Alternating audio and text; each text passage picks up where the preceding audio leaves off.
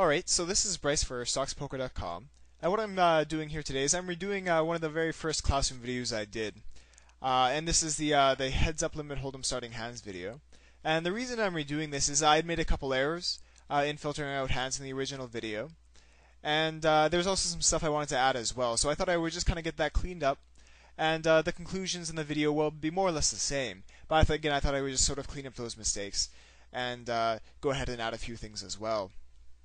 And so what I have here is a sample of 130 hands of heads up limit hold'em play.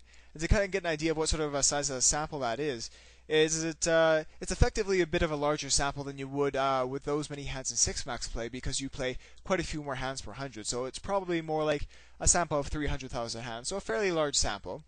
And the thing about starting hands in heads up limit hold'em, or in any sort of game for that matter, is one of the things that because there's so many factors involved with picking your starting hands, that it's not something you can really break down. So to kind of really get an idea of how hands would perform, you would need a couple good bots and a simulator and a really powerful computer. But again, instead of having supercomputers and stuff like that, one of the things we do have as players is large databases.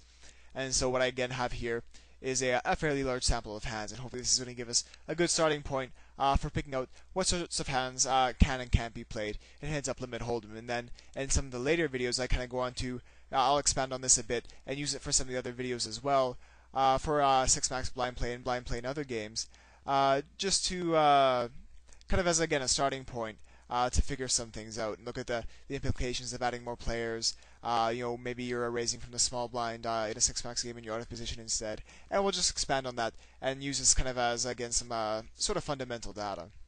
And so this sample here is it's filtered for first of all it's only hands that are in a 1-2 blind structure. 2/3 blind structure hands have been filtered out, and it's also filtered for when I raise.